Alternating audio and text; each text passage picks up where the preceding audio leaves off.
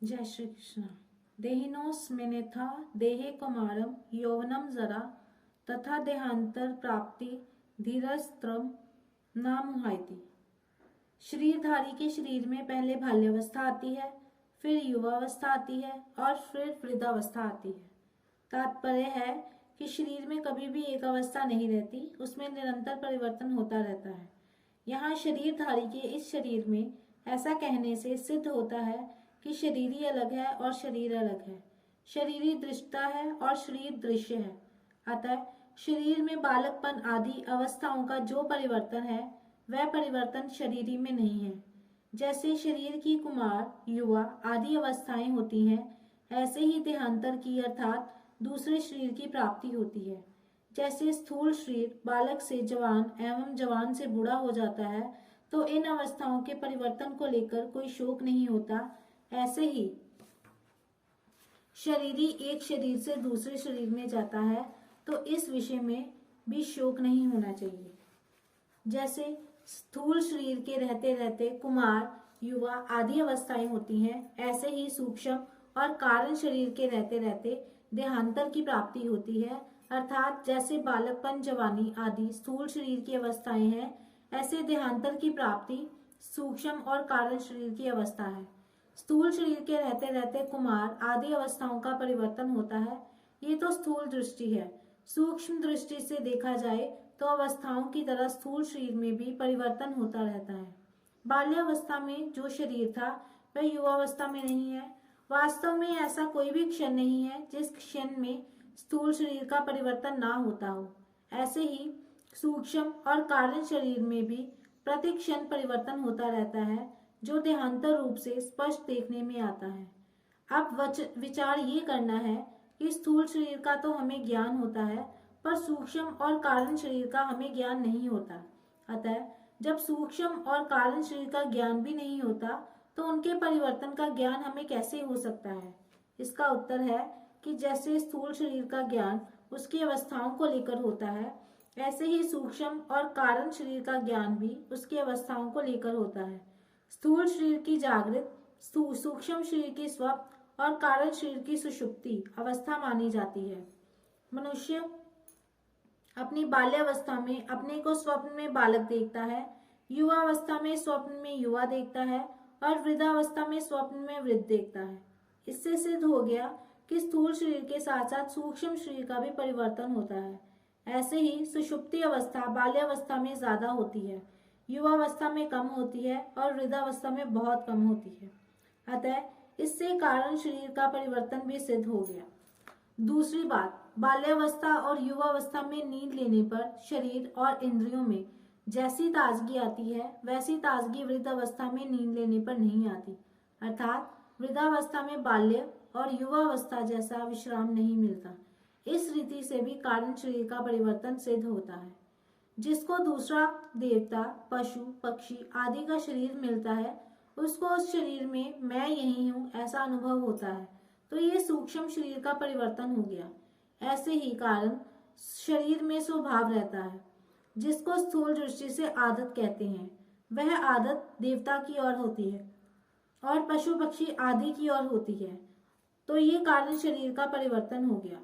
अगर शरीर का परिवर्तन होता तो अवस्थाओं के बदलने पर भी मैं वही हूँ ऐसा ज्ञान नहीं होता, परंतु अवस्थाओं के बदलने पर भी जो पहले बालक था, जवान था, वही मैं अब हूँ ऐसा ज्ञान होता है। इससे सिद्ध होता है कि शरीरी में अर्थात स्वयं में परिवर्तन नहीं हुआ है। यहाँ एक शंका हो सकती है कि स्थूल शरीर की अवस्थाओं के बदलने पर तो उनका ज्ञान होता है, पर शरीरांतर की प्राप्ति होने पर पहले के शरीर का ज्ञान क्यों नहीं होता? पूर्व शरीर का ज्ञान ना होने में कारण ये है कि मृत्यु और जन्म के समय बहुत ज्यादा कष्ट होता है। उस कष्ट के कारण बुद्धि में पूर्व जन्म की स्मृति नहीं रहती। जैसे लकवा मार जाने पर, अधिक वृद्धावस्था होने पर बुद्धि में पहले जैसा ज्ञान नहीं रहता, ऐसे ही मृत्यु काल में और जन्म काल में बहुत बड़ा धक्का लगने पर पूर्व जन्म का ज्ञान नहीं रहता। परंतु जिसकी मृत्यु में ऐसा कष्ट नहीं होता, अर्थात शरीर की अवस्थांतर की प्राप्ति की तरह अनायासी देहांतर की प्राप्ति हो सकती है, उसकी बुद्धि में पूर्व जन्म की स्मृति रह सकती है। अब विचार करें कि जैसा ज्ञान अवस्थान्तर की प्राप्ति में होता है वैसा ज्ञान देहांतर की प्राप्ति में नहीं होता, परंतु मैं हूँ इस प्रकार अपनी सत्ता का ज्ञान तो सबको रहता है। जैसे सुषुप्ति में अपना कुछ भी ज्ञान नहीं रहता, पर जगने पर मनुष्य कहता है कि ऐसी गाढ़ नींद आई कि मेरे को कुछ पता नहीं रहा। तो कुछ पता नहीं रहा इसका ज्ञान तो है ही। सोने से पहले मैं जो था वही मैं जगने के बाद हूँ, तो सुषुप्ति के समय भी वही था।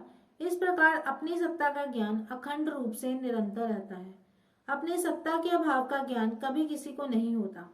शरीरधारी की सत्ता का सद्भाव अखंड रूप से रहता है, तभी तो मुक्ति होती है और मुक्त अवस्था में वह रहता है। हाँ, जीवन मुक्त अवस्था में उसको शरीरांतरों का ज्ञान भले ही ना हो, पर मैं तीनों शरीरों से अलग हूँ ऐसा अनुभव तो होता ही है। धीर वही है जिसको सत असत का बोध हो गया है। ऐसा धीर मनुष्य उस विषय में कभी मोहित नहीं होता, उसको कभी संदेह नहीं होता। इसका अर्थ ये नहीं है कि उस धीर मनुष्य को देहांतर की प्राप्ति होती है। ऊंच नीच योनियों में जन्म होने का कारण गुणों का संग है और गुणों से संबंध विच्छेद होने पर धीर मनुष्य को देहांतर की प्राप्ति हो ही नहीं सकती। यहाँ तत्र पद का अर्थ देहांतर प्राप्ति के विषय में नहीं है, प्रत्युत देह देही के विषय में है।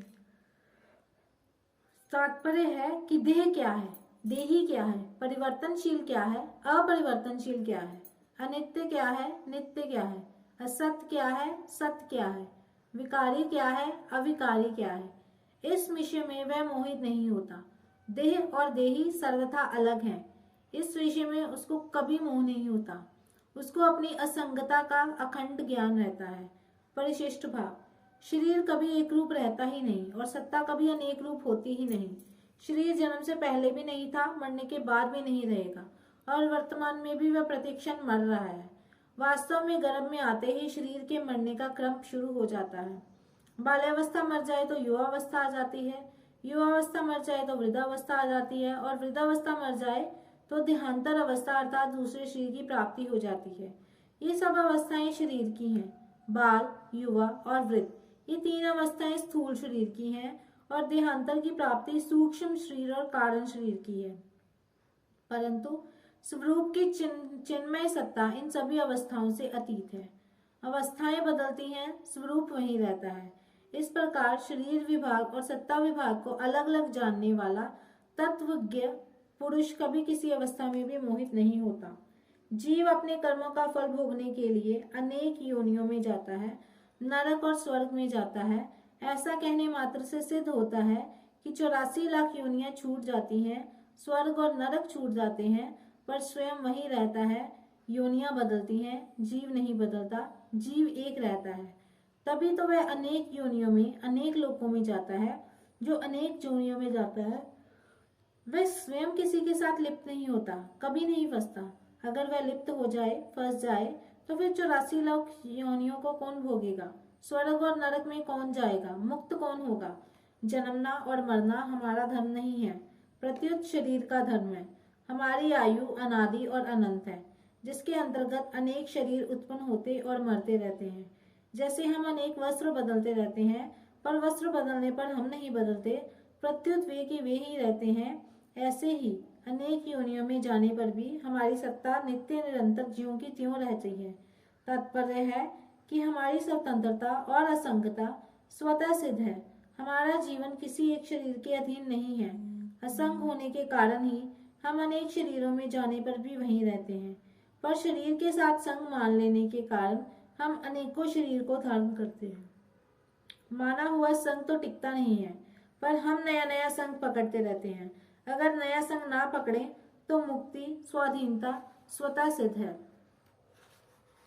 संबंध, अनित्य वस्तु शरीर आदि को लेकर जो शोक होता है उसकी निवृत्ति के लिए अगले श्लोक में कहते हैं।